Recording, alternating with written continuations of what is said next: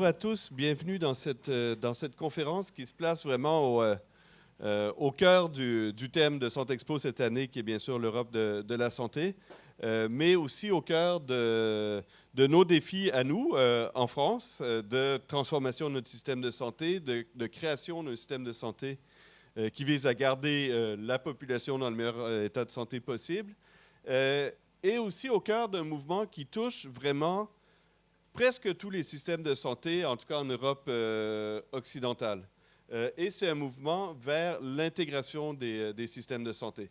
Donc, vous le savez, pour ceux qui êtes des experts de la mécanique européenne, bien entendu, l'organisation des systèmes de santé, ce n'est pas quelque chose qui relève des compétences de l'Union.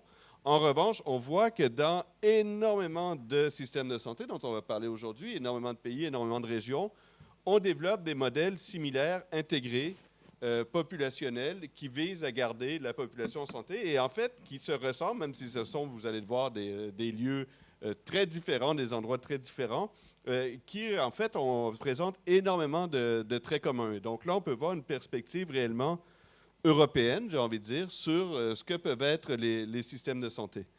Très heureux aujourd'hui d'être avec mes invités que je vais vous présenter dans quelques instants. Je vous invite aussi, il y aura 2 interventions en anglais, donc je vous invite, si vous souhaitez bénéficier de la traduction, à scanner le QR code que vous avez eu. Vous êtes peut-être familier avec cette procédure. Et sans plus attendre, on entre dans le vif du sujet sur des systèmes de santé plus intégrés en Europe. Alors, de quoi est-ce qu'on parle quand on parle de système de santé intégré? Il y a une définition de l'OMS, et donc c'est la gestion et la délivrance des services de santé qui permettent aux usagers de recevoir un continuum de soins préventifs et curatifs. Et donc, on voit bien qu'on parle de quelque chose qui part de la prévention jusqu'aux patients très, très, très complexes, en adéquation avec leurs besoins au cours du temps, donc pas quelque chose de ponctuel, mais quelque chose qui dure très longtemps, on va le voir, et à différents niveaux du système de santé. Donc, ça veut dire aussi bien la première ligne de soins, les services ambulatoires, que les services très, très, très spécialisés en CHU. L'intégration peut avoir lieu entre les soins primaires et secondaires, ou bien alors entre le sanitaire et le social.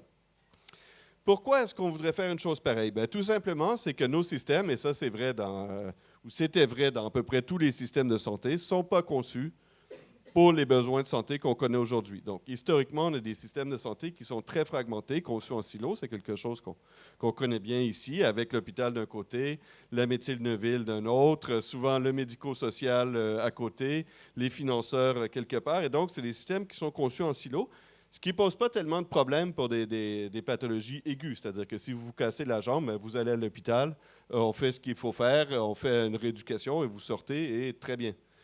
Donc, ce sont des systèmes qui sont fragmentés entre les organisations, donc entre la ville et l'hôpital, mais aussi, bien sûr, entre les professionnels. C'est-à-dire qu'on va avoir des médecins, malheureusement, qui travaillent tout seuls, des infirmières qui travaillent toutes seules, des pharmaciens qui travaillent tout seuls, ainsi de suite.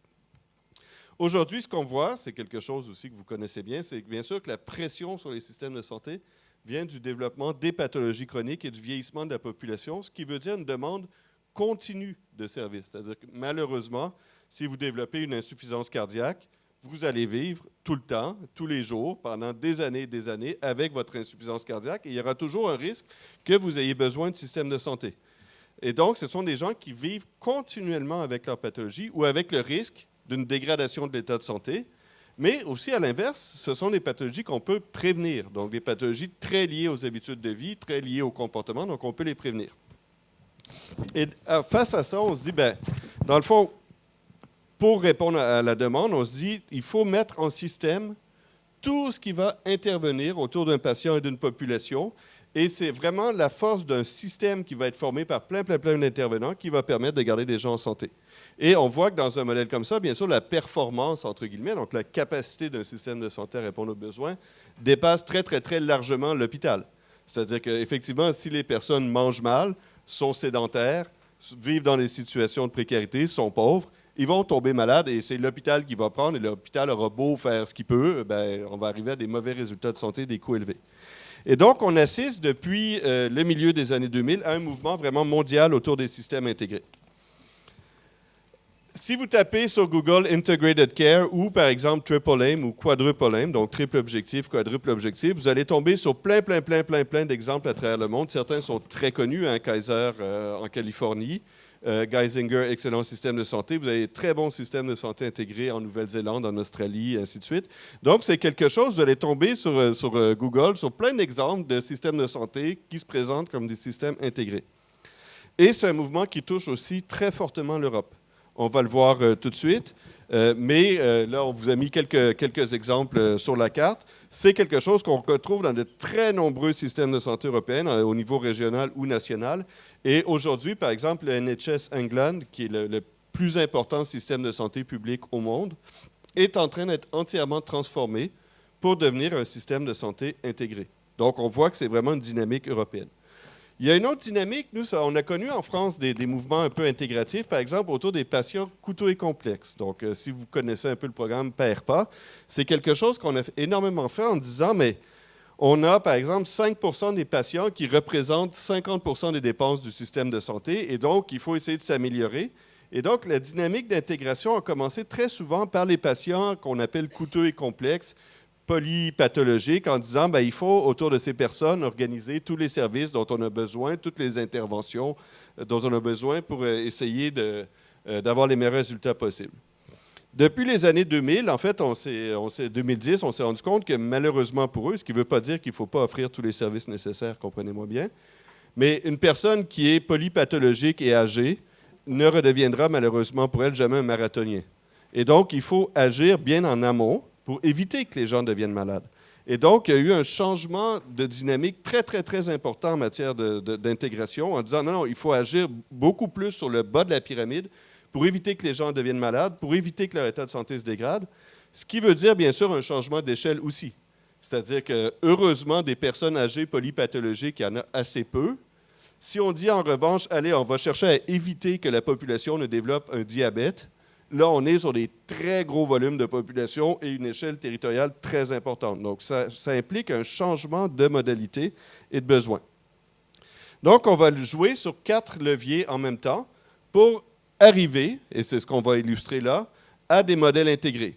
Donc, on peut travailler sur l'intégration structurelle. Donc là, c'est des contrats, par exemple, ou c'est de la réglementation. On va dire, on va faire un contrat entre les services hospitaliers et les services ambulatoires, la médecine de ville, pour qu'ils aient une responsabilité partagée sur cette population.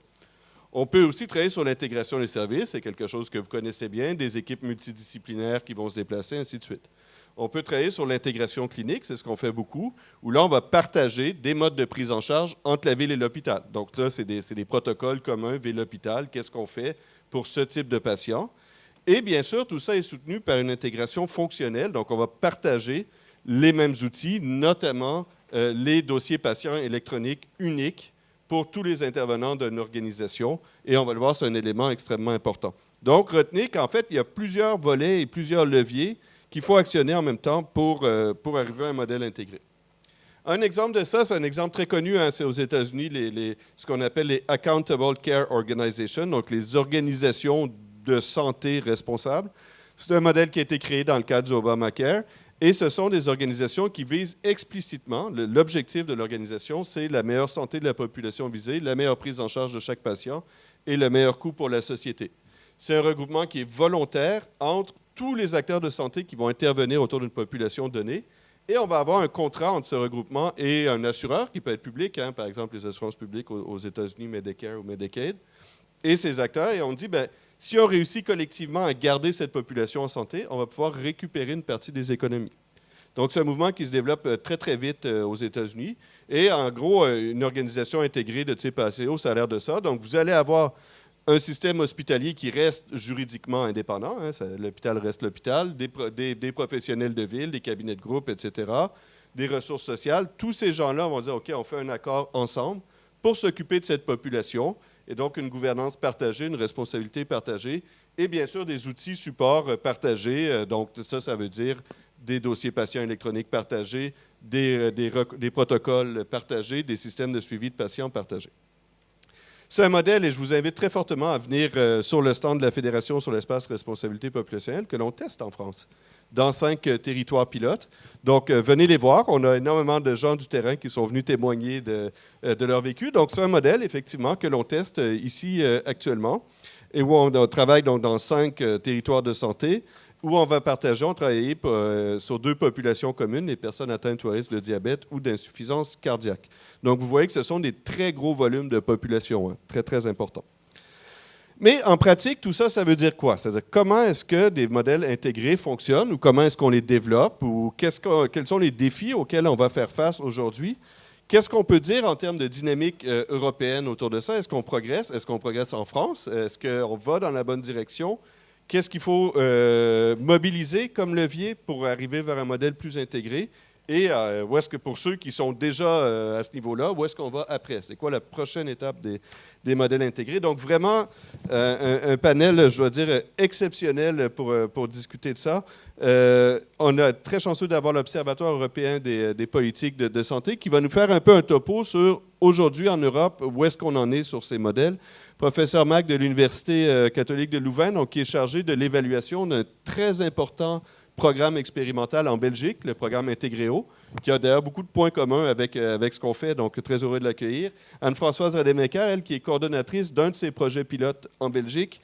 Anne Smetana du Danemark, on parle souvent du Danemark, mais le Danemark est un excellent système intégré, comme on va le voir, très heureux de l'avoir aujourd'hui.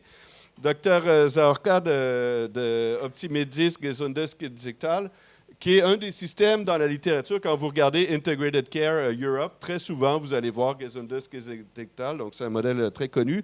Saskia Wegner de la Fédération des hôpitaux allemands, pareil, est-ce que pour les hôpitaux allemands, est-ce qu'on avance vers une intégration? Où est-ce qu'on en est? Oh, je viens de perdre le feed.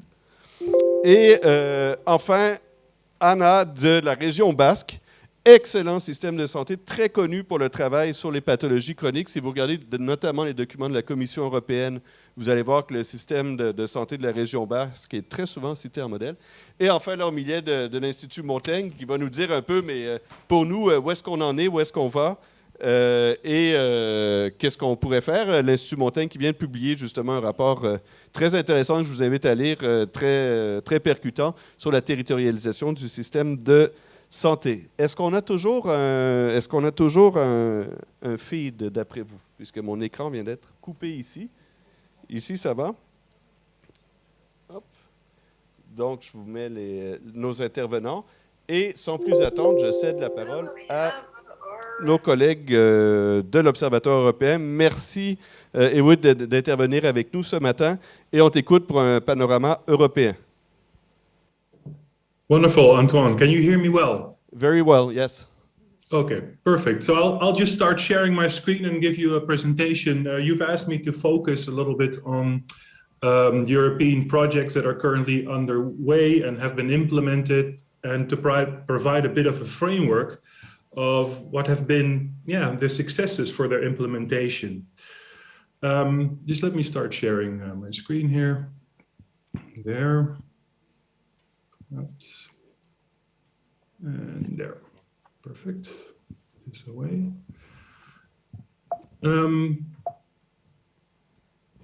I will not have to talk about the whole challenge of implementing integrated care and why the challenge is there and why it is important to do so, because you already gave a very eloquent presentation of that, Antoine. So I will just really focus on some of the projects that we've looked at in two large European projects. So the first one is the iCareView project, where we looked at 112, where we identified 112 programs, which were all focused on multimorbidity. And as you can see, they were all located in all over Europe. But there were also some countries where we didn't find any, mostly in Eastern Europe, although that is rapidly changing. In the next project we did, we looked at 17 of these programs in large detail, made thick descriptions of them, had interviews with people involved in these projects, and tried to figure out what are the keys of implementation? What are the strategies that they've used that were successful in implementing these programs? So as you can see, we had a wide selection of some population health management programs, of which, for example, the Kinzigtal project is one, who will we be hearing of later today. We had programs focused on frail elderly, programs for persons with problems in multiple life domains. You can think, for example, of opioid addiction, and palliative and oncology patient programs that we also studied extensively. So these are the names of the projects we looked at, but I will also be using examples from projects that are not in here or not mentioned here, but were from the previous project. But I will not discuss them in detail because we will have excellent speakers from various projects with much more relevant experience, more in-depth experience. I will be really focusing on the mechanisms and the strategies. So the first one that we really saw seemed to be an effective enabler was adopting a community-based approach to achieve person-centered care. So that really means involving the patient at all stages of the care process. It also means involving informal carers in the planning of care. And also involve community, do needs assessments in the community to see what stakeholders need and what need is present.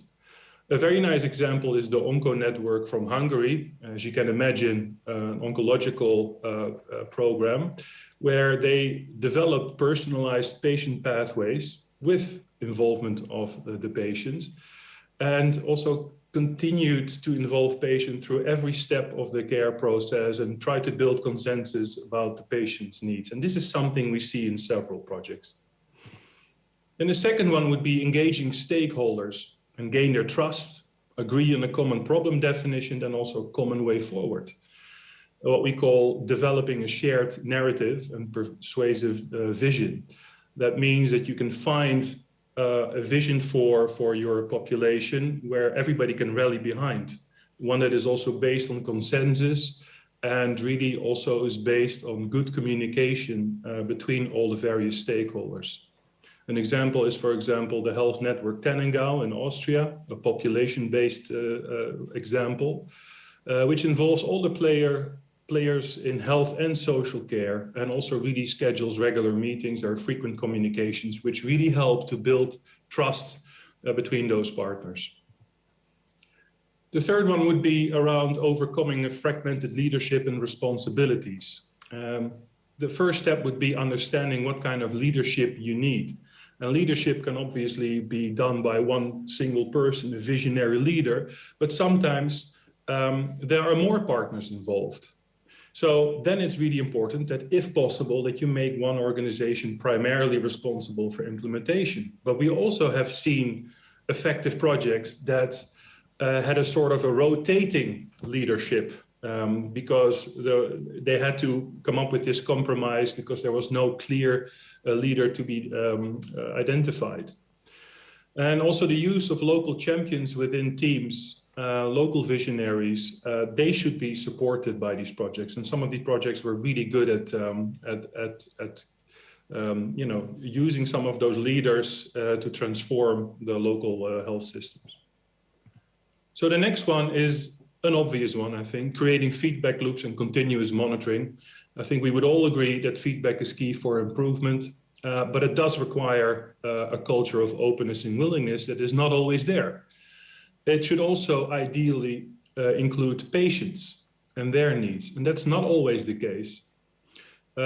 It should involve independent research institutes that can provide robust evidence on the outcomes, which is important also for the payers of care to see that not only health outcomes improve, but also perhaps the cost of care maybe provides some savings. Creating a learning health system is a good example of this. It's also something that has really started in Northern America and the US and Canada, which is really about bringing a broad set of stakeholders and learn through iterative learning cycles and share knowledge and determine, where to focus and improve the program. The fifth one is securing long-term funding and adopt innovative payment. I'm sure that all of the speakers after me will tell you about problems potentially with startup funding, which ideally should come from the national or the EU funds. But it's important that these funds are longer term, so that there is some security, and some opportunity for sustainable implementation. You also need payment models that incentivize integration. You can think of small examples of certain fees that pays for, I don't know, a pharmacist to join a team and to prevent polypharmacy. But you can also think of bundled payments that you pay for one episode of care, or for example, a shared savings model, as Antoine talked about, which is also used in the ACO models in the United States, but also in the Kinzigtal project. So I'm sure we will hear more about that later, where you have an agreement on if the providers manage to come up with savings, to produce savings compared to a certain benchmark, for example, how much they would normally receive from the payers, that then these savings are shared between the payers and the providers. So the next one is identifying solutions to include patient-centeredness in training. This is really about training. We need a new next generation of health and social care workers, and they need to understand each other's skills and responsibilities so that they can really speak to each other. This would also need sensibility training for complex health problems in certain vulnerable groups, so that collaborations between these groups are made easier and that the fragmentation is reduced. These can also focus on the patients themselves, as we have seen in, for example, in South Somerset, also a population-based program in the UK, where they have health coaches who help patients navigate the system and achieve their own goals. They receive a 2-day training, and also how to speak to professionals.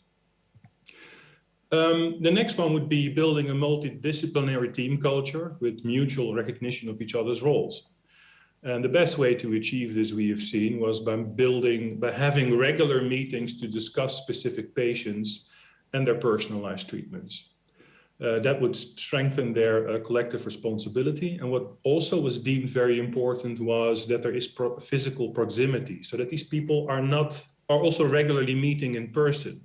Sometimes that cannot be achieved because there are several partners involved in different locations, but still you can have meetings in one place regularly where the providers meet. An example of that is the Silkeborg Hospital in Denmark, which we identified in the iCareView project, where there are lunchtime meetings for all actors involved in a patient's care, where they brief each other informally and where the traditional hierarchy plays no role. Then developing new roles and competencies for integrated care would be the next strategy. Implementing new roles, you can think of advanced nursing role, but also care navigators. We actually just produced a brief on this, and we will produce another one on all the kinds of skill mix innovations that you can think of. They have in common that there is task shifting and task differentiation to improve coordination at all levels. They should also, these innovations are also made to adapt to the changing role of the patient, who have become much better at self-managing their disease, and they have become more active partners in the treatment in their program, in their personalized treatment program.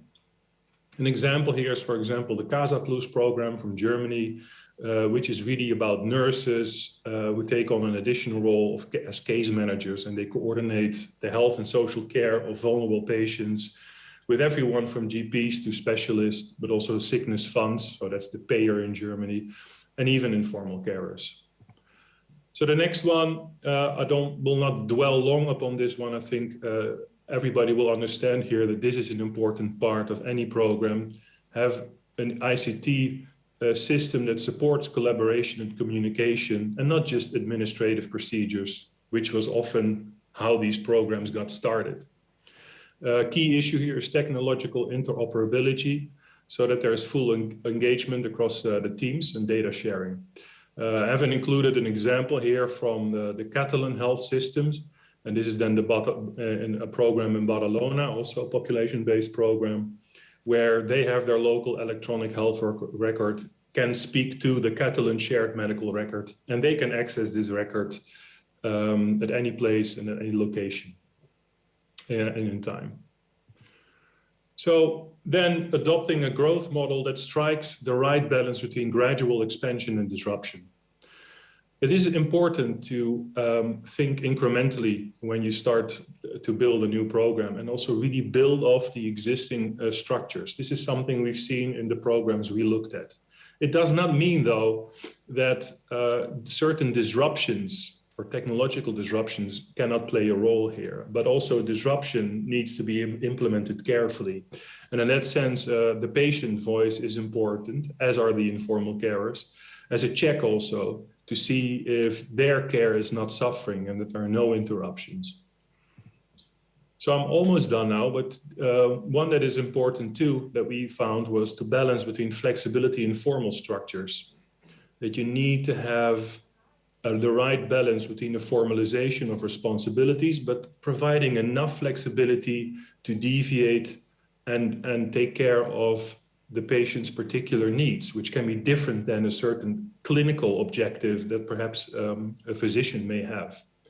And the Gesundes Kinderspital program in Germany we thought was a very nice example where there is very strong coordination between the doctors, hospitals, and other partners at the micro level with regional stakeholders, but there is still where it's clearly set what the boundaries are, but there is flexibility to deviate.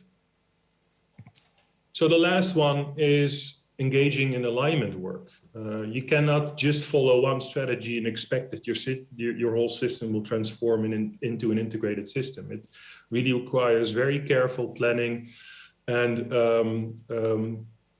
realization that these strategies do not work in isolation, and you should be working on several of them at the same time. Just a few concluding thoughts. There is no single blueprint available for policymakers. I think most will agree.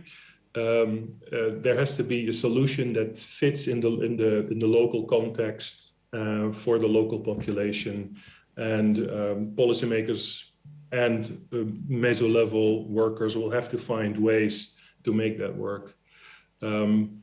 I do think that there's an opportunity here for policymakers at the national level, but also regional level, to support a more, or to come up with a more supportive macro level environment in which these meso-level innovators can flourish, because we have seen that this is where most innovation comes from.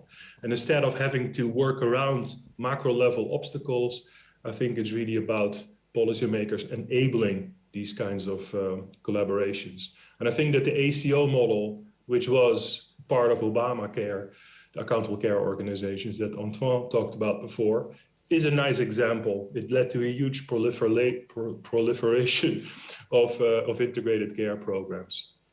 I would also like to point out there is an incredible opportunity now that we should not waste.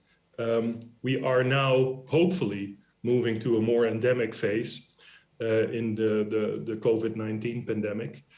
And we are all struggling with huge backlogs in care that has to be made up, pent up demand that we now only start to realize that we need to, how large this potentially is.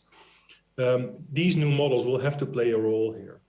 They have to play a role in keeping people outside of the hospitals, being treated in the community, and hopefully by doing so, contributing to getting back to a situation where we don't have people on waiting lists due to COVID, although some of the waiting lists already exist before.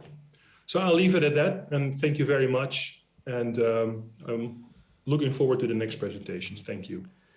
Merci, Ewout. Et effectivement, je pense que ce qui vous vient d'être présenté, c'est vraiment, si on veut, des macro-stratégies ou des choses qui devraient être présentes et qu'on mobilise quand on veut construire un système intégré.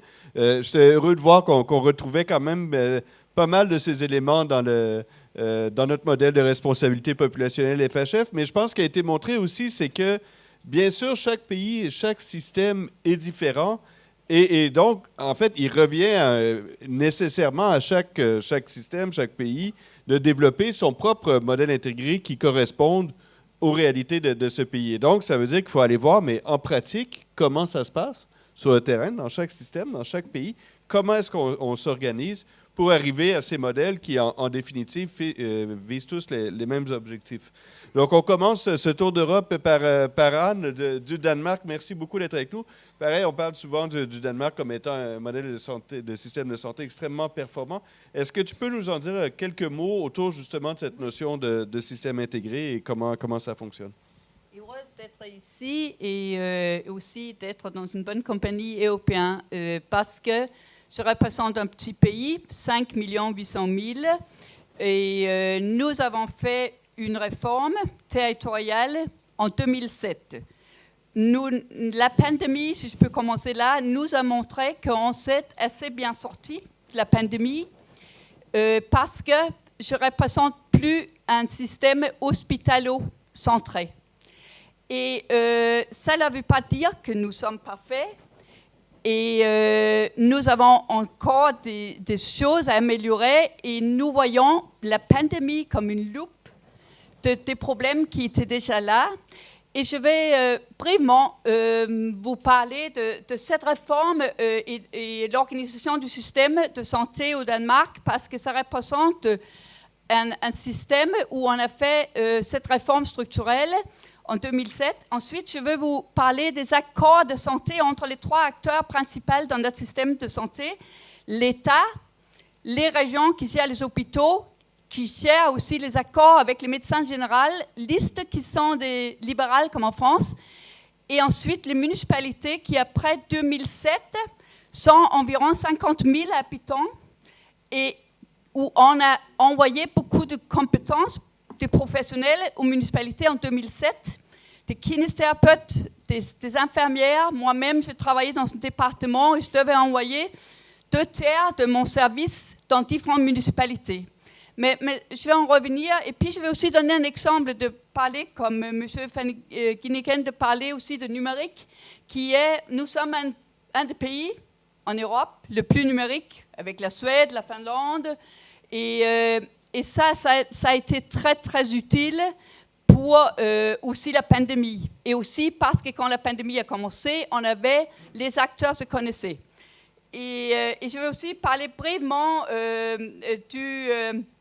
qu'est-ce qu'il nous reste à faire, parce qu'on a une nouvelle philosophie de dire aussi dans un soin intégré, de travailler avec les patients, de rester à la maison. Mais juste pour dire, en 2007, on a eu des hommes politiques, je peux me permettre de le dire, même que maintenant je suis diplomate, j'ai travaillé avec tous ces acteurs, mais des hommes politiques courageux qui ont, au lieu d'avoir 14 départements aujourd'hui et depuis 2007, on a 5 régions. Et les régions, ils sont environ 1 million d'habitants. Si je vous donne un exemple d'une région de 1,2 million d'habitants, ils ont 21 communes. Ces 21 municipalités ou communes, depuis 2007, oui, on a aussi fermé beaucoup d'hôpitaux. Quand j'étais jeune, il y a longtemps, dans les années 80, on avait 128 hôpitaux. Aujourd'hui, on a environ 50 hôpitaux, mais on a 21 hôpitaux avec urgence. La pandémie nous a aussi prouvé qu'on avait assez de lits. On ne parle plus de lits parce qu'on fait beaucoup de traitements ambulatoires, mais on fait même trop de traitements ambulatoires. On voudrait faire que les gens restent à la maison. Mais depuis 2007, on a mis en œuvre une organisation des accords de santé politique entre les régions et les municipalités. Ces accords, ils sont très, très spécifiques. On partage les visions, les objectifs, mais aussi les rôles et les tâches.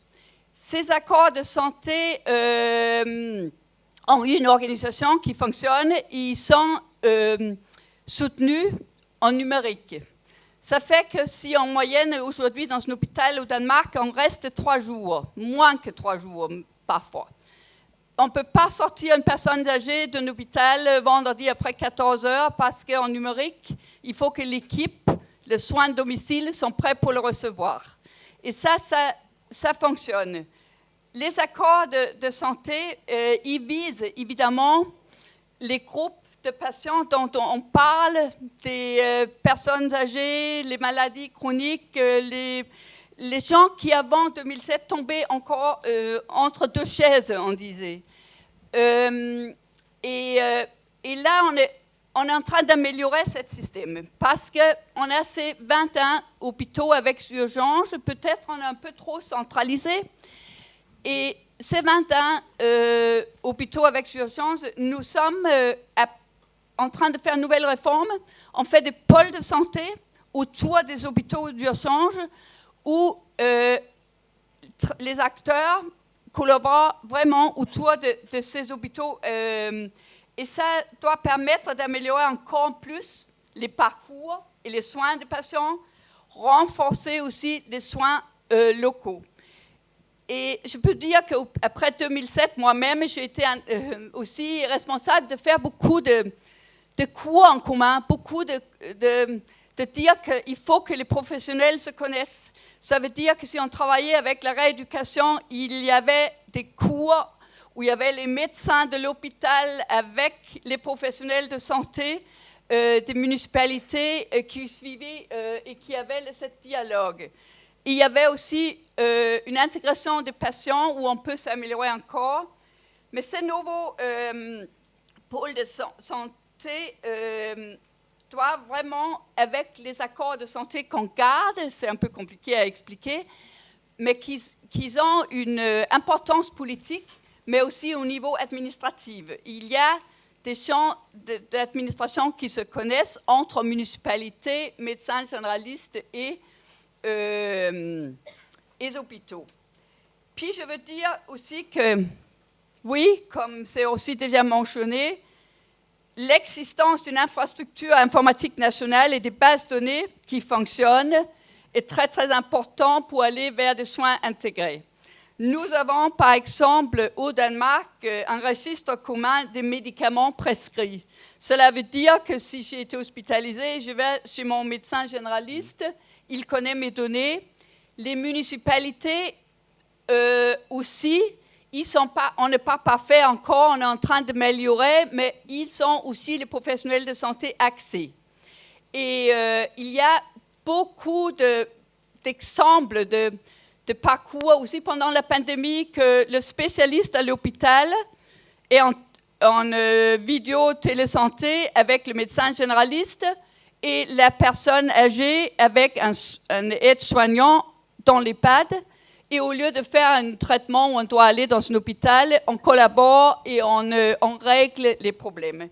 Mais juste pour vous dire que les médecins généralistes au Danemark sont digitales à 100%. Les échanges de dossiers entre médecins généralistes, c'est aussi à 100%. Mais il y a aussi le flux de travail, le parcours qui fonctionne en numérique.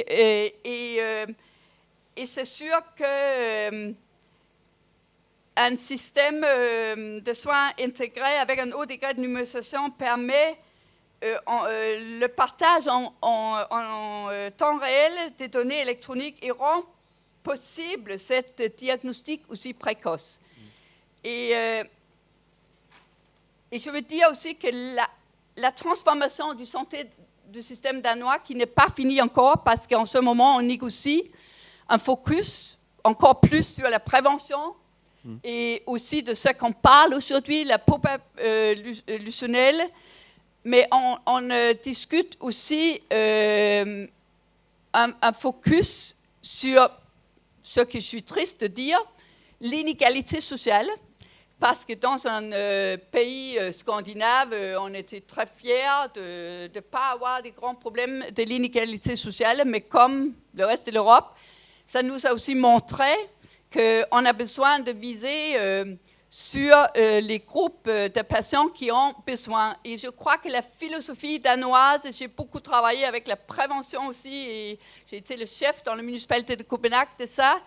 On a eu cette philosophie que tous ceux qui peuvent s'occuper de leur santé soi-même doivent le faire. Nous, le système public, je représente un système public, on a 98% public, mais doivent s'occuper des gens qui peuvent par soi-même.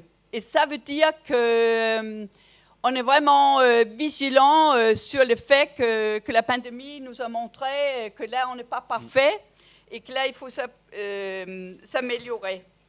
Mais juste pour dire aussi qu'avant la réforme en 2007, on n'était pas très bien, si je vous donne un exemple, au traitement de cancer. On n'était pas excellent aussi par rapport à d'autres pays, aussi Scandinavie et aussi au niveau européen. Mais depuis les réformes, on a introduit 30 paquets de suivi de cancer qui couvrent environ 40 maladies de cancer. Et c'est des parcours avec des suivis standardisés médico-sociaux des patients atteints de cancer. Et ça veut dire que c'est un suivi qui commence de la suspicion de la maladie jusqu'au suivi. Et ça veut dire que tous les acteurs, et c'est vraiment quelque chose qui a prouvé que ce système fonctionne parce qu'on s'est amélioré. Et ça fonctionne. Chez moi-même, j'ai un mari chirurgien français qui a eu un cancer grave. Il a travaillé il a été traité à la maison. Il est allé avoir ses traitements et il est resté 2 jours à la maison pour être traité. Après, il est allé opérer. C'est juste pour dire que ces suivis ont fonctionné. Oui, il faut que je finisse. Pardon, c'est pas pour dire. Juste pour dire que la nouvelle stratégie, c'est vraiment de dire qu'il faut avoir une co-création avec le citoyen et le patient, comme il dit. Pour cette nouvelle stratégie de rester à la maison, il faut faire que le diagnostic et le traitement fonctionnent, mais que aussi on focus sur la prévention en collaboration entre tous les acteurs dans cet écosystème. Et là, au Danemark, il nous manque encore des standards de prévention de minimum. Je suis de l'avis que c'est très difficile d'obtenir de l'argent pour la prévention parce que ça prend plus que 4 ans de montrer les effets. Merci. Merci Anne. Oui, pardon que j'étais personnelle, mais c'est pour le dire. Pour résumer rapidement, donc le modèle danois repose donc sur 5 régions, 5 territoires, avec au niveau régional donc un accord de santé entre les collectivités, les hôpitaux et les professionnels ambulatoires, les médecins généralistes. Aujourd'hui, leur région et 21 municipalités font le même accord. Au début, on devait faire 21 différents accords dans tout le pays. Pardon. Donc, alors, aujourd'hui, on a 5 accords de santé. Oui. Donc, il faut laisser la parole aux collègues aussi. Donc, des accords négociés au niveau régional entre collectivités, hôpitaux, professionnels de première ligne, qui sont orientés autour de populations, on l'a vu, particulièrement en risque, les pathologies chroniques, les personnes âgées, la santé mentale aussi. Et dans ces accords, vous allez trouver, comme tu l'as dit, des parcours très détaillés de qui fait quoi, qui intervient quand, qui suit, etc. Et tout ça s'appuie sur un système d'information unique, en fait, qui permet à tous les acteurs de santé d'avoir l'information. On se tourne maintenant vers l'Allemagne. Manfred, le système Gesundheitskinsigtal a été cité en exemple à plusieurs reprises. Est-ce que tu peux nous décrire rapidement comment fonctionne le modèle? Quels sont peut-être les points communs avec le Danemark ou avec les stratégies qui ont été démontrées? Qu'est-ce qui est différent? Et qu'est-ce qu'on peut en dire depuis maintenant 15 ans que le système fonctionne? Merci Antoine et merci de m'avoir invité. En principe, M. Van Ginneken a déjà tout dit. L'idée de Gesundheitskinsigtal, bon, peut-être juste une description. Le Gesundheitskinsigtal, c'est un vallée aux forêts noires avec à peu près 80 000 habitants. Et en Allemagne, on a disons, plein d'assurances maladie, une centaine d'assurances maladie. Et au Kinzigtal, par exemple, on a organisé notre collaboration à travers un contrat avec les assurances maladie, 2 assurances maladie dans la région, donc ça couvre à peu près 40 000 assurés. L'idée de ce réseau intégré part pratiquement de l'idée de Accountable Care Organizations. On suit les quadruples buts, comme Antoine le décrit, et la collaboration Kinzigtal se base pratiquement avec à travers un réseau des médecins de ville. L'idée derrière est que à travers cette collaboration avec ce réseau de médecins de ville, on peut organiser d'une meilleure façon les soins ou les services pour les personnes avec les maladies chroniques qui, à la fin, peuvent vivre une vie plus saine qu'avant et qui consomment moins de services de santé.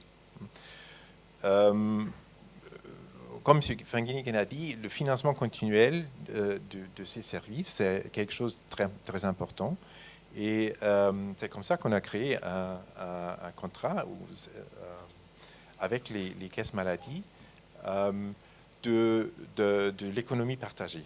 Donc ça, c'est un modèle qui est permis en Allemagne depuis, je crois, 2003 à peu près, où une loi a été passée qui a permis aux assurances maladie d'investir et de financer d'autres organismes que les médecins. Donc l'idée est que si, à travers d'un système de santé intégré, à travers d'une meilleure intégration entre services de santé, services de prévention, services sociaux, on peut améliorer la santé des intéressés, des personnes inscrites dans ces programmes. La différence entre les coûts actuels... Parle dans le micro. Pardon. La différence entre les coûts réels et les coûts estimés, donc budgétés, est utilisée pour le réinvestissement dans les services complémentaires. Donc, le début de ce programme était une analyse approfondie sur, disons, les pathologies prédominantes pour la région, les besoins des patients, le potentiel, les hospitalisations potentiellement évitables, disons, les possibilités de renforcer l'ambulatoire dans la région. On a examiné, par exemple, les services disponibles dans ce territoire. On a identifié les besoins de services complémentaires pour compléter pratiquement ces programmes santé. À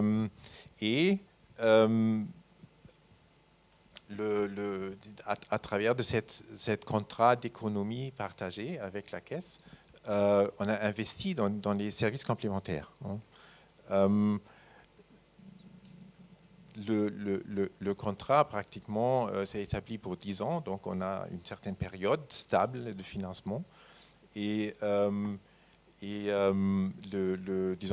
le contrat est pratiquement calculé à travers d'un budget historique. Donc, pratiquement, on utilise les données de la Caisse maladie pour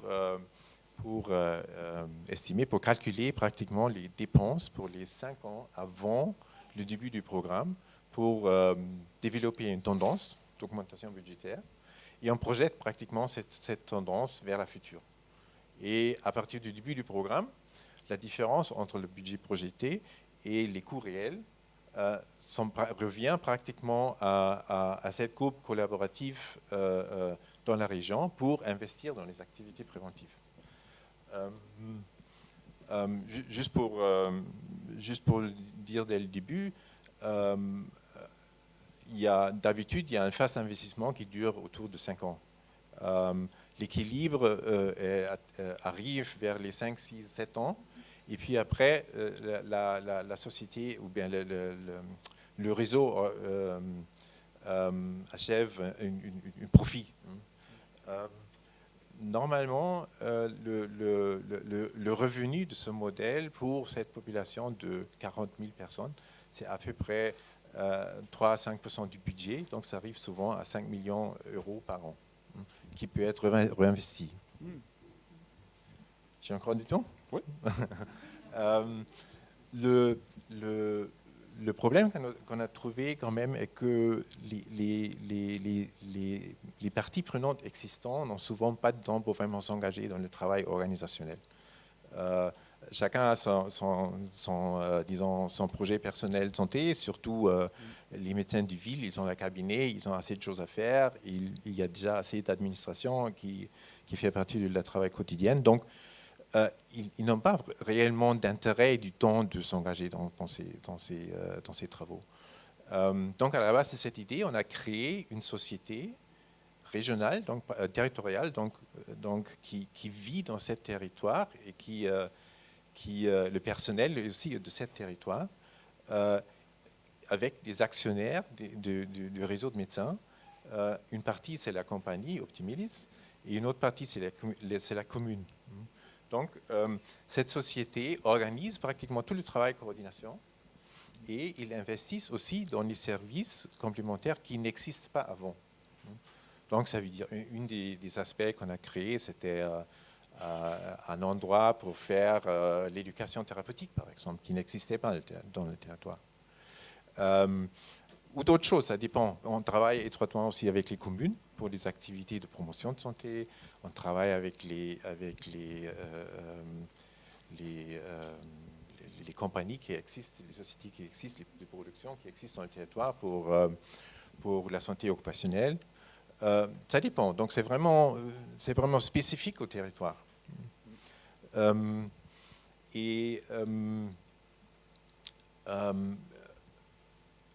Après l'analyse approfondie au début, le partage de données pour tous ces patients dans ce réseau est naturellement important parce que pour éviter les doublures de services et pour avoir vraiment un système où l'information suit le patient, ça c'est absolument important et c'est pas facile à réaliser parce que naturellement les logiciels des médecins sont tous différents.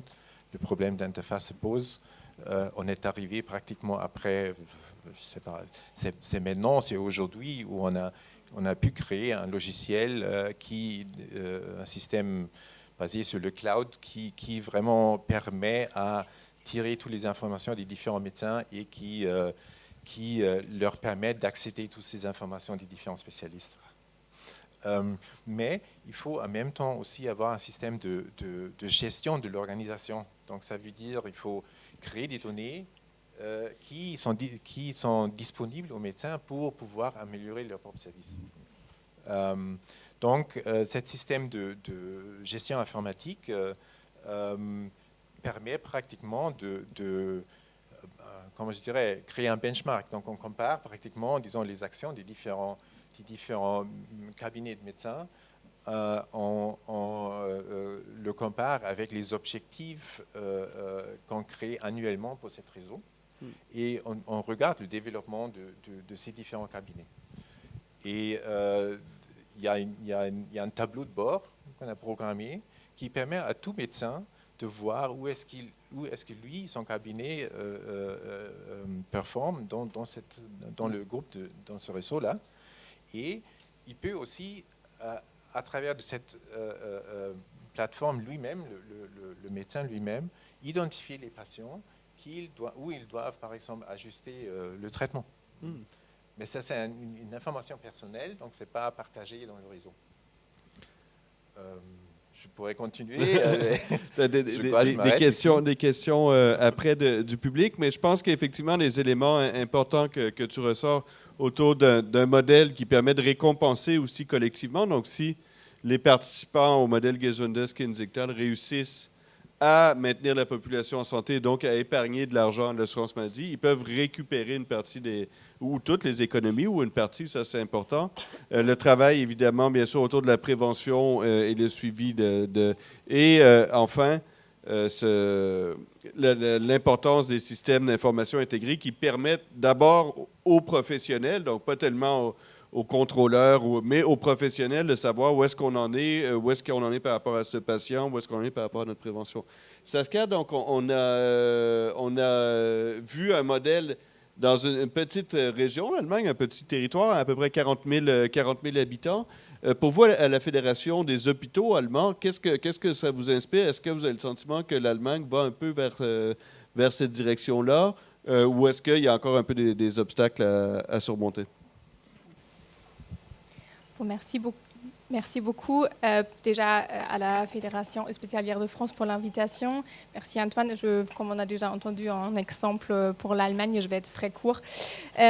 Alors, en ce qui concerne le secteur hospitalier en Allemagne, on compte un peu plus 1900 hôpitaux qui sont repartis à peu près à part égale entre les hôpitaux publics communaux, les hôpitaux privés et les hôpitaux à but non lucratif. Et notre fédération représente du coup tous les hôpitaux, peu importe leur appartenance juridique. Du coup, on regroupe les intérêts d'un côté et on les représente auprès des acteurs politiques, mais on a aussi une autre mission qui est en fait la concrétisation des lois fédérales. Donc, on fait aussi partie d'un comité fédéral mixte, un comité mixte fédéral, qui est le GBA, pour ceux et celles en fait, qui connaissent peut-être un tout petit peu le système allemand. Et du coup, nous, on concrétise le code social dans ce comité.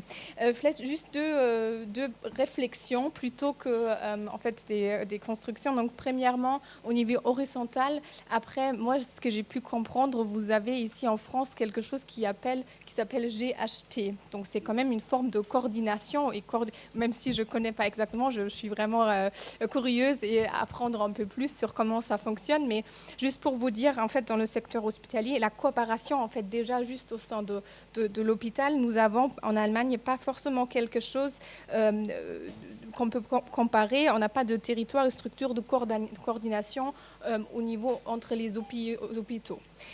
Donc néanmoins, il existe quand même des cadres de coopération interhospitalière, interrégionale, je veux dire pas forcément structurés et organisationnels comme vous le connaissez, mais on a quand même vu aussi des réseaux et des hôpitaux qui sont mis en réseau. Et surtout aussi ces dernières années, pendant le Covid, où on a vraiment vu que les hôpitaux, au-delà de leur appartenance juridique, se sont mis en réseau pour trouver en fait des parcours de soins pour les patients pour traitement en fait du Covid. Et enfin, juste sur ce niveau horizontal, quand même aussi de coordination, on a aussi un exemple franco-allemand que j'aimerais bien citer ici, parce que du coup, comme on parle de la France et de l'Allemagne, je pense que ça vaut le coup. En plus, je vois en fait la coordinatrice dans le public. Donc, il y a un parcours de soins intégrés pour la prise en charge des urgences cardiaques sur le territoire en fait entre la Sarre et le département de la Moselle. Donc, c'est quand même une coopération hospitalière qui même franchit en fait la frontière et du coup qui se pense aussi d'une manière plus large et plus grande avec des soins SSR qui sont prévus. Donc là aussi des soins ambulatoires, médecine nucléaire, mais peut-être je laisse aussi tout à l'heure vous échanger avec le collègue qui est dans le public.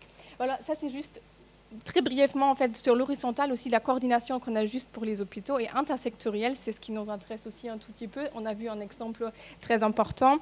Il est quand même à noter, je tiens juste à faire cette petite remarque sur les systèmes. On a en Allemagne un système de santé allemand qui se caractérise vraiment par une forte séparation entre le organisationnel et financier, donc vraiment une séparation forte entre les médecins généralistes libéraux, médecins spécialistes libéraux et les hôpitaux. Un constat qui est régulièrement fait aussi par la Commission européenne quand elle publie en fait des rapports de santé, quand elle compare quelque chose qu'on trouve pour les caractéristiques. Néanmoins, on essaie de trouver des passerelles juridiques, des passerelles de loi en fait pour franchir en fait pour franchir en fait cette barrière qu'on a. On a vu, je vais pas citer en fait j'ai plusieurs exemples, on peut en parler si ça vous intéresse aussi après, mais en fait on a vraiment un article et on a vu un modèle, ça s'appelle en fait le modèle de soins intégrés. Du coup c'est là où les médecins libéraux et les hôpitaux ils ont la possibilité au-delà des limites des soins ambulatoires et hospitaliers de conclure du coup des contrats avec les caisses d'assurance maladie. Et c'est un exemple qu'on a vu juste là. On a un autre exemple qui est un instrument qui s'appelle ASV. C'est une abréviation allemande, je ne vais pas vous le citer. Mais c'est en fait le livre 5 du Code social qui prévoit que les médecins hospitaliers et les médecins libéraux, ensemble avec les hôpitaux, du coup, les médecins, peuvent se mettre en réseau afin de créer en fait un parcours coordonné pour les patients d'un temps d'une maladie soit complexe, soit rare. Et du coup, j'ai dit au début qu'on définit en fait des protocoles. Ça, c'est un article qu'on a. Et après, nous, en fait, on fixe les protocoles sur en fait quelle maladie exactement, l'ampleur en fait de la prise en charge et aussi, par exemple, l'accréditation en fait de ces réseaux. Juste pour vous donner des exemples, j'en ai plusieurs, mais peut-être je vais m'arrêter là. Peut-être toute petite dernière réflexion ou remarque.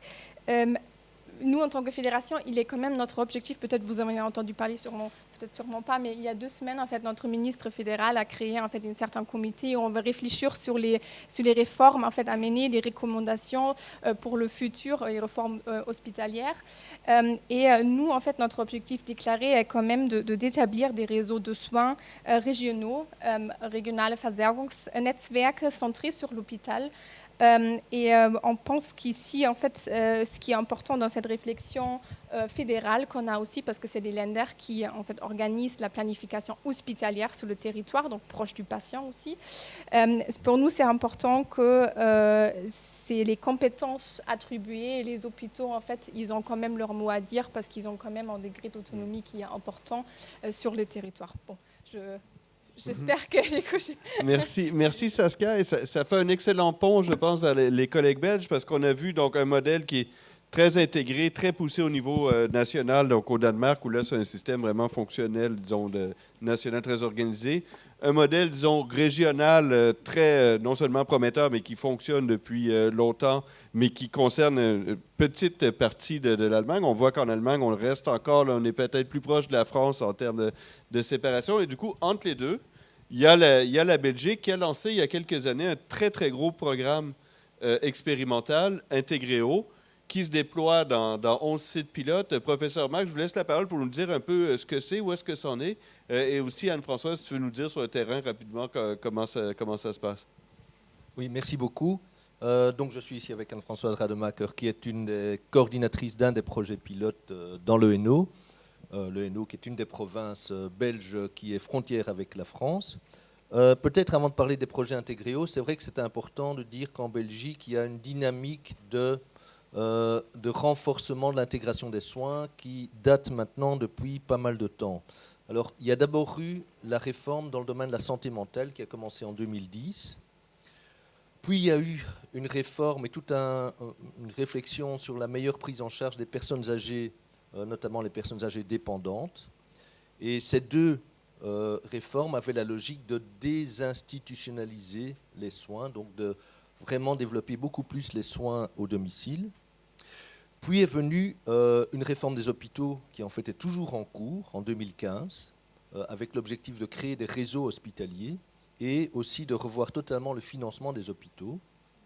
En même temps, en 2015 est venu tout ce qui concerne les maladies chroniques, ce qu'on a appelé le plan conjoint parce qu'il est conjoint entre le niveau fédéral et les régions et les communautés. En Belgique, vous savez qu'on a un État qui est assez compliqué en termes de gouvernance politique.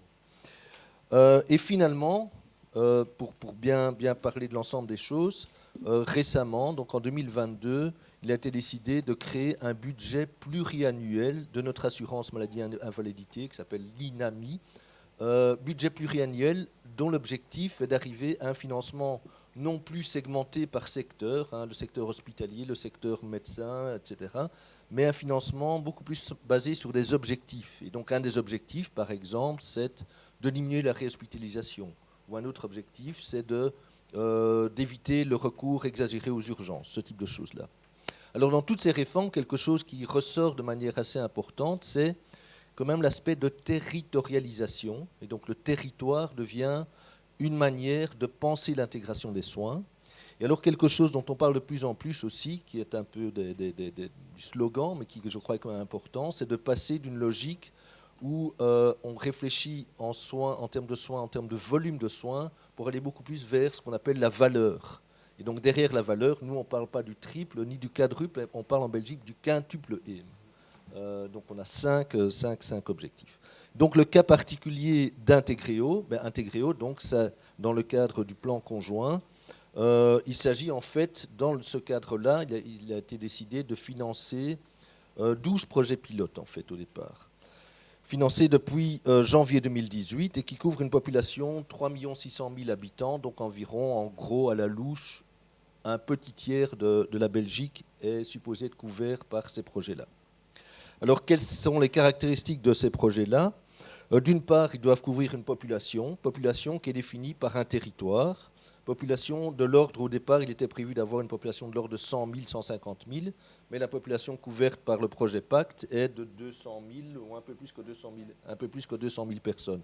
On a certains projets qui couvrent une population de l'ordre de 300 000 personnes aussi. Donc première chance, population. Et l'idée est de commencer par une population en ciblant certains groupes de population, avec l'idée initiale aussi de stratifier la population en fonction des risques.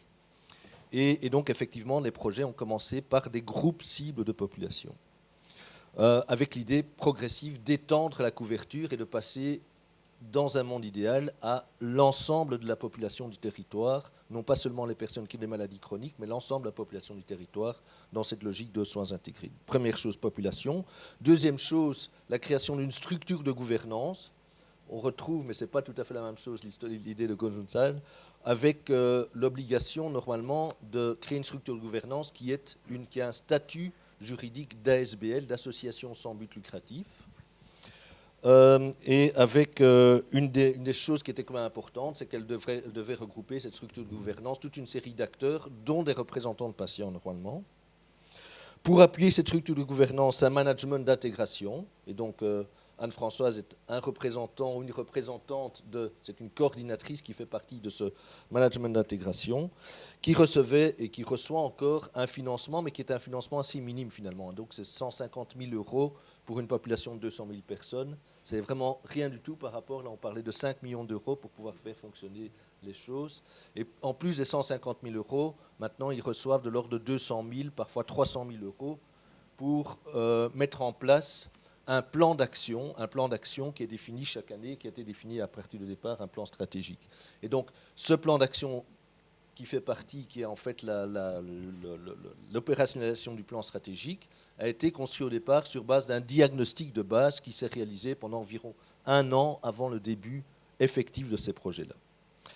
Alors donc, toute une série d'actions ont été mises en œuvre et l'objectif de ces actions était en fait de réorienter progressivement les soins à faible valeur ajoutée vers des soins à plus haute valeur ajoutée, avec aussi l'objectif, un peu dans la logique allemande, de faire des économies. On a parlé de gains d'efficience et de pouvoir repartager ces économies telles qu'elles étaient prévues. Alors, qu'est-ce qu'on a appris jusqu'à présent de ces projets-là ? Quelques éléments clés. Bon, d'abord, ce qui ressort comme élément clé, ça a été dit déjà par le collègue de l'Observatoire, c'est de créer de la confiance. Donc la confiance est quelque chose d'absolument indispensable. Alors comment se crée la confiance ? Notamment en mettant en œuvre des actions qui ont une certaine visibilité. Et donc peut-être Anne-Françoise pourra vous expliquer certaines actions s'il a le temps par la suite. Ça implique notamment pouvoir faire travailler le pharmacien avec le pharmacien d'officine avec le médecin que vous dites, nous on parle du médecin généraliste, vous parlez du médecin de ville. Créer par exemple des fonctions spécifiques telles que le gestionnaire de cas ou le référent, on parle de référent de proximité ou de référent hospitalier par exemple. Travailler sur des parcours, et donc Anne-Françoise a aussi un exemple très intéressant, parcours utile, centré beaucoup plus sur la prévention, ou des parcours qui sont beaucoup plus centrés sur les soins transmuraux, par exemple des parcours de prise en charge des personnes qui souffrent d'insuffisance cardiaque chronique. Alors, dernière chose aussi qui rentre dans ces actions, c'est de développer des logiques de quartier. Et donc, notamment à Bruxelles, il y a cette logique de quartier, mais à Leuven, donc, qui est une ville flamande, ils ont aussi développé des logiques de quartier où, en fait, on essaie de faire travailler ensemble les différents professionnels de la première ligne, de premier recours, pour qu'ils s'accordent, pour qu'ils se coordonnent sur des actions communes. Donc première chose, créer ces actions qui normalement et qui en fait créent une confiance et qui développent d'une certaine manière une certaine dynamique au niveau local. Deuxième chose, élément clé pour que ça fonctionne, c'est le partage d'informations. Là c'est un peu plus problématique à ce stade-ci Partage d'informations en termes individuels. Et donc là, il y a une demande très très forte. En fait, des projets sont intégrés pour qu'on avance beaucoup plus dans la création de dossiers partagés. On fonctionne très fort aussi avec des échanges d'informations au travers pas de dossiers, mais au travers de box, en fait, de coffres-forts, c'est ça, je cherchais le terme, de coffres-forts, où on partage, les différents professionnels partagent l'information. Mais aussi quelque chose de beaucoup plus innovant en Belgique, de l'information au niveau populationnel. Et donc on a voulu travailler dans la création de tableaux de bord, où en fait on travaillait avec des groupes de population, stratification de population, et nous avons à l'époque proposé une stratification de la population sur base de caractéristiques d'utilisation des soins. Donc on a les grands utilisateurs, les moindres utilisateurs, etc., en utilisant en fait les bases de données de notre assurance maladie invalidité, donc de remboursement des soins. Le futur, ce qu'on a essayé de faire, c'est de développer en fait aussi une stratification sur base de diagnostic, mais ça c'est quelque chose qu'on n'a pas réussi, auquel on n'y est pas encore pour le moment. Troisième élément clé aussi, c'est dans la gestion des ressources partagées et des ressources en commun. Et en gros, le shared saving, donc l'utilisation partagée d'économie, c'est quelque chose qui n'a pas marché pour le moment en Belgique, parce qu'en fait, il y avait un mécanisme qui avait été mis en place au niveau fédéral, mais il semble, on n'a jamais su en fait, mais il semble en fait qu'à la fin de la première année, tous les projets avaient économisé beaucoup d'argent, alors qu'en fait, les projets venaient juste de se mettre en route. Donc en fait, il y avait quelque chose qui ne marchait pas. Donc on a laissé ça de côté pour le moment, et chacun des projets reçoit annuellement une certaine somme.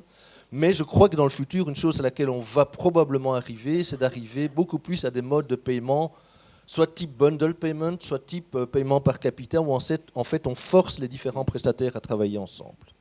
Alors peut-être une dernière chose qui est vraiment clé, c'est de créer de la compétence au niveau dit méso, donc le niveau auquel travaille Anne-Françoise. Et un des mécanismes qui, je crois, fonctionne progressivement assez bien, c'est qu'ils ou elles ont régulièrement ce qu'ils appellent des intervisions. En fait, c'est des communautés de pratique où régulièrement ils se voient ensemble au niveau national pour partager leur expérience, mais aussi pour partager les connaissances qu'ils ont ou qu'elles ont créées. Alors, dernièrement, pour finir, à ce stade-ci, on est dans un stade en fait où il y a une forte demande de transformation au niveau fédéral et au niveau régional. Une des demandes, c'est d'arriver à une définition de territoire beaucoup plus univoque qu'elle l'est pour le moment. Donc, pour le moment, on a plein de définitions de territoires différentes en Belgique, santé mentale, hôpitaux, maladies chroniques, etc. L'idée, c'est d'avoir une territorialisation qui soit unique autant que possible. Deuxième chose, l'État fédéral relance maintenant très fortement la dynamique de soins intégrés et donc va commencer, donc nous, comme un consortium, nous venons de terminer une étude pour évaluer le niveau de maturité du système pour pouvoir implémenter les soins intégrés en Belgique. Mais ce qui va commencer d'ici peu aussi, c'est tout un travail d'accompagnement des projets, soins intégrés, mais aussi la santé mentale, mais aussi les personnes âgées, pour voir comment on peut connecter tout ça, avec l'objectif de créer, je dis en bon belge, hein, j'utilise du franc anglais, une roadmap, donc une feuille de route. Une feuille de route, merci beaucoup. Une feuille de route, pour pouvoir, dans les 2-3 ans, vraiment essayer de booster toute une série de choses, notamment en termes de plan e-santé, mais aussi d'autres domaines qui doivent être développés. Donc voilà. Merci, merci Jean. Je m'excuse Anne-Françoise, mais on s'en va tout de suite au Pays Basque, à moins que tu veuilles ajouter quelques mots rapidement sur ton expérience, disons. Moi, je propose de simplement répondre aux questions par la suite. Et je vous invite aussi, tous nos intervenants et Anne-Françoise sera sur le stand FHF autour, donc si vous voulez discuter avec elle, je sais qu'il y a de très nombreux professionnels de terrain dans la salle, donc si vous voulez discuter, savoir comment ça se passe, coordinatrice de soins intégrés en Belgique. Je vous invite à aller la voir. Anna, donc on termine notre tour de table par le Pays Basque, qui est un peu la région basque, pardon, qui est un peu, j'ai envie de dire, certainement des précurseurs et un peu peut-être l'endroit où on retrouve toutes ces composantes dans un territoire. Donc, je te laisse la parole pour terminer ce tour d'Europe avant d'arriver en France avec Laure. Merci beaucoup. Bonjour, and first of all, apologies because I can do my presentation in French. Sorry for this. I will do in English. Thank you very much for the invitation. I will try to very briefly explain what we have been doing in the Basque region in Spain. I have to say that in terms of integrated care, the regions in Spain have different rhythms. some of them, such as Basque Country, Catalonia, and Andalusia, for example, we are a little bit more advanced than the others. So just to contextualize a little bit who we are in the Basque region, we have a public healthcare system. It's a very rich type one. That means that it's a national health system, and it serves more or less a bit more than 2 million inhabitants. The Ministry of Health, the regional Ministry of Health, controls policy planning, the financing and the contracting of health care services. And we have Osakidetza, which is the public healthcare system, the provider. And it is public. It is funded by taxes, and the professionals are public employees. So as the other or most developed countries, in the Basque Country, we are facing a lot of challenges, such as financial, socio-demographic, epidemiological pressures, and we are also facing a high prevalence of chronic diseases. And that's why in 2010, more or less, the regional government at that time in the Basque region launched a strategy to tackle with the chronic diseases.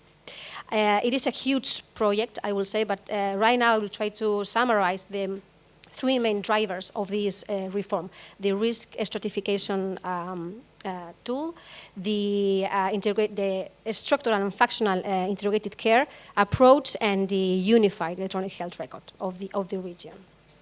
So in terms of the risk stratification, we need to have in mind that it tries to achieve an appropriate distribution of health resources according to the dynamic needs of the patients. So having that in mind, we are doing in the Basque Country since 2010 prospective stratification of the whole population, these more than 2 million inhabitants. We are using a specific algorithm, let's say the Johns Hopkins adjusted clinical groups. And the input we use is all healthcare information that is in our systems, such as clinical variables, diagnostic, medication, previous healthcare use of resources, lab tests, a lot of sociodemographic data, of course, and with all this information, we end up, it is I would say a complex and comprehensive process, that of the risk stratification. And at the end, what we have is an output, which is the expected use of resources of each individual for the next year, for the next following 12 months. We end up with this predictive index, which is displayed in the electronic health record, so each professional can see the index assigned to each individual. And we stratified the whole population of the Basque region in 2010, and then we have rerun stratifications biannually, every 2 years, to update the information. And we use the stratification mainly to try to identify and select target groups that may benefit of some specific integrated care programs that we have in the Basque Country. Today, the main integrated care pathways we have is those pathways for the multimorbid patients, for congestive heart failure, diabetes, and COPD as well. The second main driver that we have is the structural and the functional integration. In terms of the structural integration, in 2010, it was launched a strategy for the Regional Department of Health, and we created the first integrated healthcare organization. That means that the hospital and the primary care centers of a specific population catchment area are merged, are integrated. There is only one governing body, and they serve for a specific population. Today, we have 13 integrated healthcare organizations, and the objective is to have a less fragmented, more coordinated, more efficient system to try to provide continuity of care, continuity of high quality of care.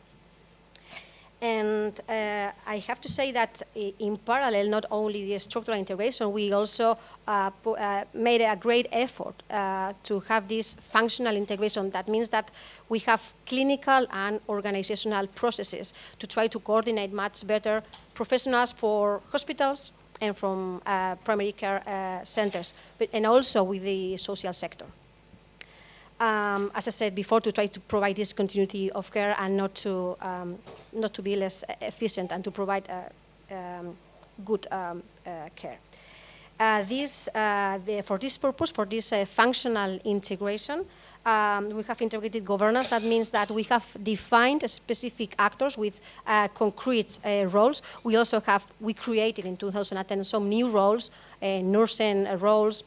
Our colleague from the observatory has mentioned some of them, such as case managers. We also have liaison nurses that are responsible for coordination between hospital and primary care when the patient is discharged from hospital. We also have like a reference internist for multimorbid patient who also controls or coordinates all the care around that patient. We have, as I said, a population approach. That means that we also made a great effort to try to coordinate social workers from the social sector and healthcare professionals. We are doing this kind of multidimensional assessment for patients, specifically for chronic patients, who are the most complex ones.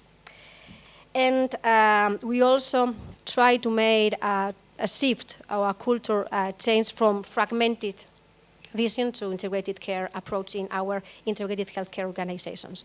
In terms of integrated care, I must say that we have a contract framework, which is the assessment tool that our Ministry of Health at regional level has to try to assess how our organizations are performing. And there are some specific items in this big framework that are related to integrated care. So some payment are conditioned to the integrated care that each integrated healthcare organization is doing. And finally, the last driver is the unified electronic health record. In the Basque region, in the Basque country, we have heavily invested in digitalization and e-health solutions in the last years, in the last 10, 15 years, more or less. We have a variety of tools. The main one, I would say, is the Unified Electronic Health Record, but we also have the electronic prescription, the personal health folder for all citizens, the different telemonitoring services available for the whole population, and the e-health center composed by nurses. So just to concrete a little bit of the Unified Electronic Health Record, we started in the late 90s, more or less, with the CERT medical record. It was a starting point to try to eliminate somehow the barriers in terms of coordination between hospitals and primary care centers. Today, we have the Unified Electronic Health Record. That means that we have a single unified medical record for each patient. This could be seen by all professionals in the public health service in Osakidetza, which is the main healthcare provider in the Basque country. Private hospitals are maybe 2-3% of the cover. And all the information of each of us, of each individual in the Basque country, the health-related information is embedded in this record, as I said, and all centers in the Osakidetza are using this, and we have information such as appointment, diagnostic, treatment, vaccines, informed consents, lab tests, everything, pending tasks for specific professionals, everything is there.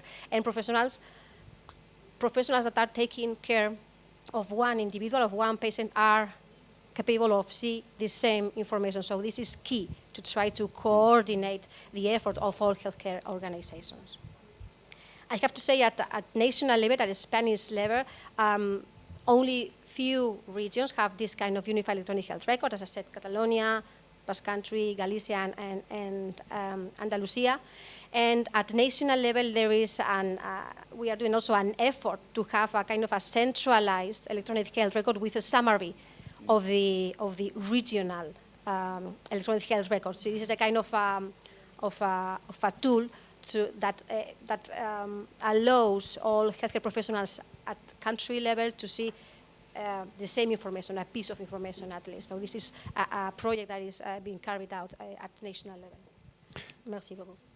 Merci Anna. Et en fait, pour un tour d'Europe très, très riche, je me tourne maintenant vers Laure Millet de l'Institut Montaigne. On a entendu beaucoup de choses sur lesquelles Montaigne a travaillé ces dernières années, la territorialisation, l'utilisation des technologies du numérique pour piloter le système de santé français. Mais dans le fond, par rapport à tout ce qu'on a entendu, qu'est-ce que ça vous inspire? Où est-ce qu'on en est aujourd'hui et où est-ce qu'il faudrait aller? Je sais que vous venez de publier un rapport, encore une fois, très important sur les territoires de santé. Alors, aujourd'hui, où est-ce qu'on est et où est-ce qu'on doit aller et comment? Merci Antoine, merci à tous. J'ai énormément appris sur cette table ronde, donc j'espère aussi pouvoir partager des éléments intéressants pour les autres intervenants sur la France. Donc à la différence de pays comparables à la fois en termes de besoins de santé ou de taille, l'accès aux soins de ville notamment n'est historiquement pas collectivement organisé en France. On a eu des grands efforts qui ont été réalisés ces dernières années. En 2016, il y a eu la création de ce qu'on appelle les communautés professionnelles territoriales de santé, les fameuses CPTS, qui avaient pour objectif lors de leur création d'améliorer l'organisation des soins en ville et de faire face notamment aux enjeux du virage ambulatoire qui a été évoqué plusieurs fois par les autres intervenants, et de développer également l'exercice coordonné entre la ville et l'hôpital. Ces CPTS, elles regroupent en fait des professionnels de santé au sein d'un même territoire sur la base en fait du volontariat, à leur propre initiative. Et en fait, ces professionnels-là vont s'organiser autour d'un projet de santé et pour répondre à des problématiques communes. Le bénéfice attendu derrière, c'est évidemment plus de fluidité dans les parcours de soins au bénéfice du patient et également une plus grande qualité des soins. On compte environ 1600 CPTS sur le territoire national, avec évidemment des stades d'avancement différents. Et donc la France s'inscrit dans cette tendance internationale d'une pratique beaucoup plus collective des professionnels de santé en ville, et ça répond aussi aux attentes des jeunes professionnels de santé.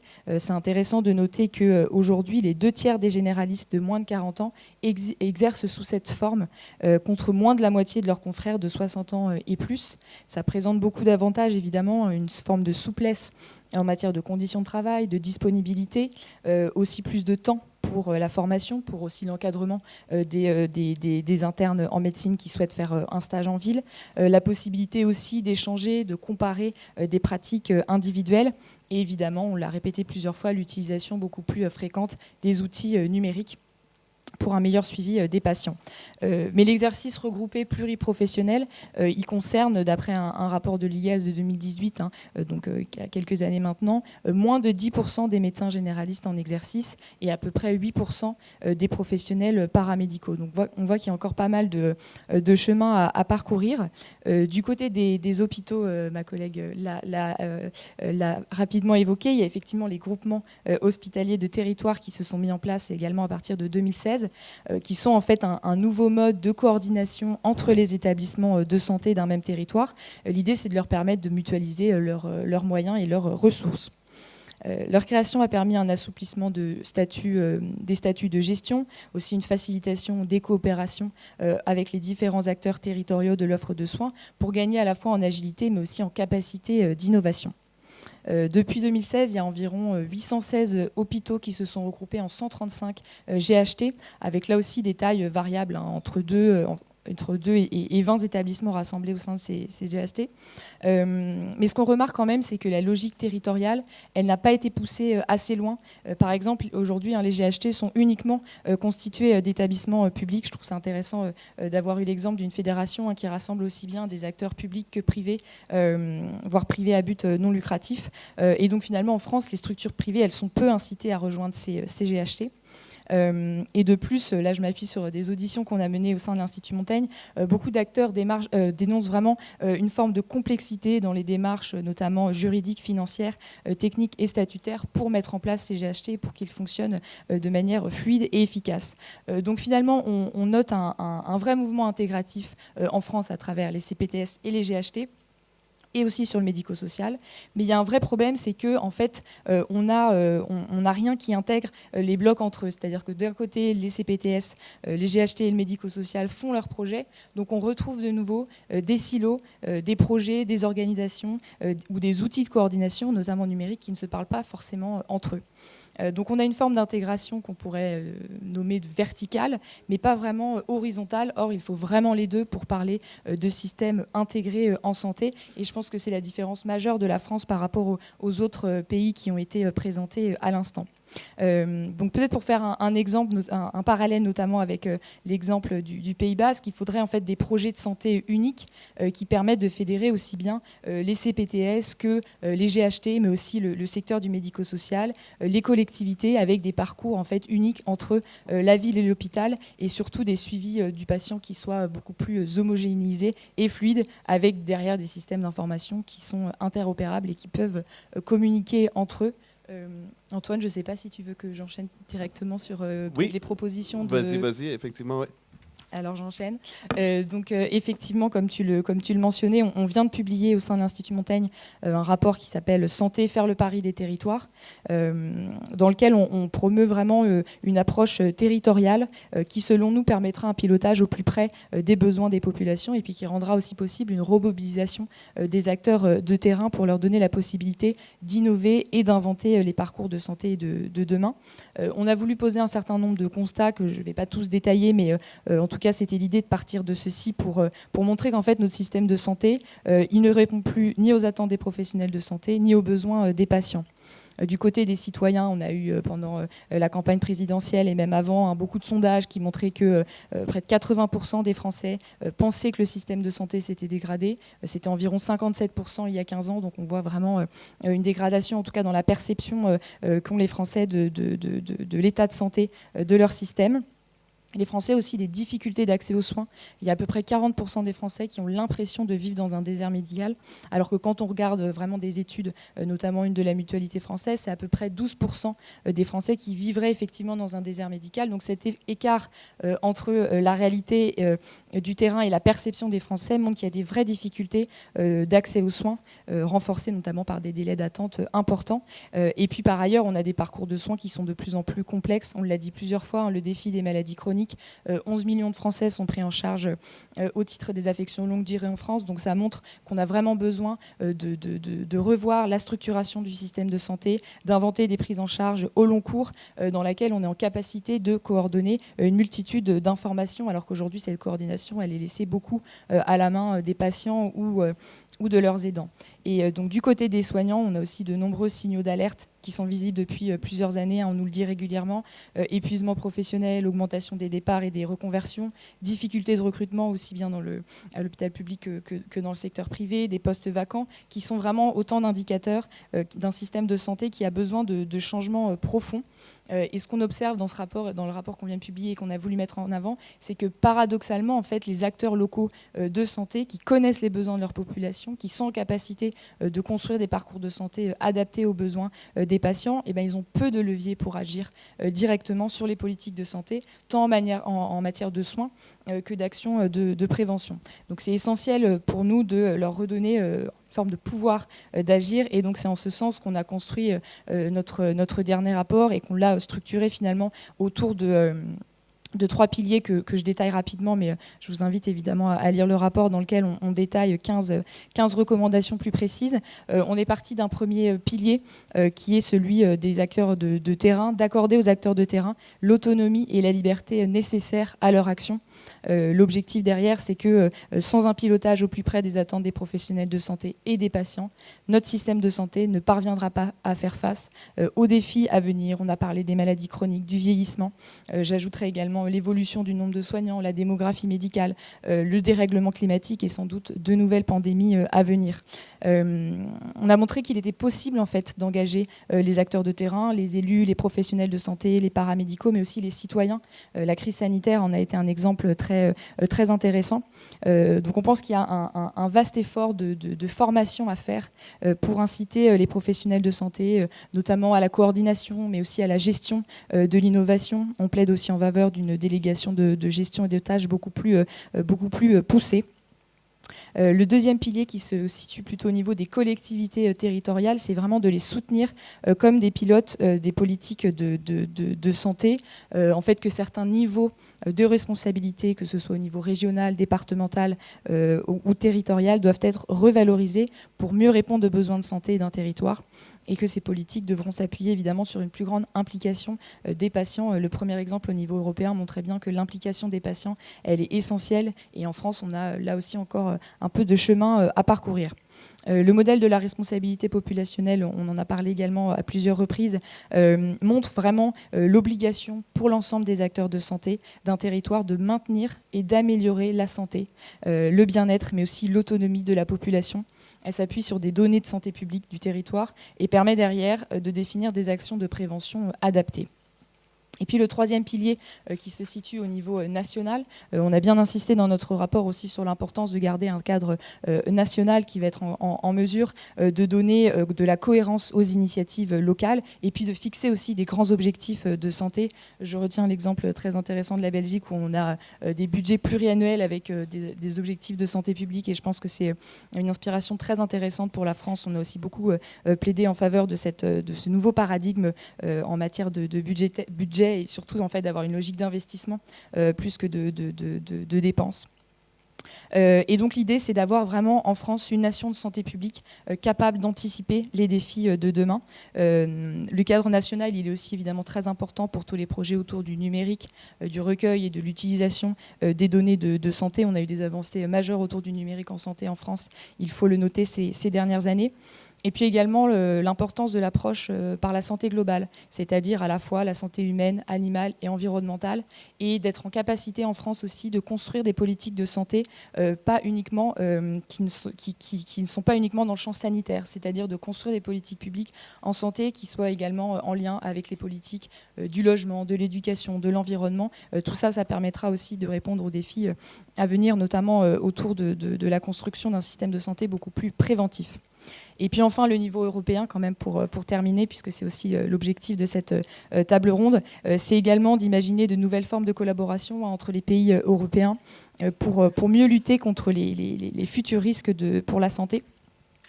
Et je conclurai en vous parlant d'une cartographie inédite qu'on a réalisée dans le cadre de ce rapport. L'idée, c'était d'utiliser des données publiques pour en fait mieux identifier les besoins locaux de santé.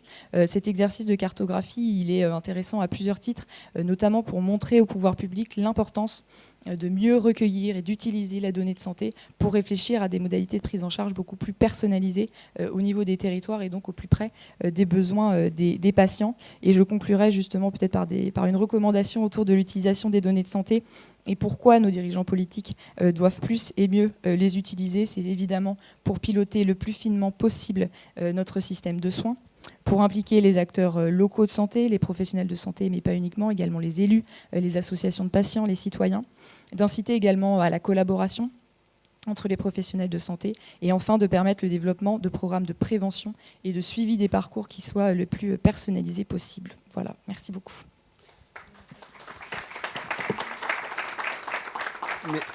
Merci Laure, merci à tous nos intervenants. Vraiment, et avec ce qu'on a voulu vous montrer ici, c'est que très clairement, si on veut être capable d'assurer à long terme la survie de notre système de santé, il va falloir aller en France vers des modèles plus intégrés, vers des modèles populationnels.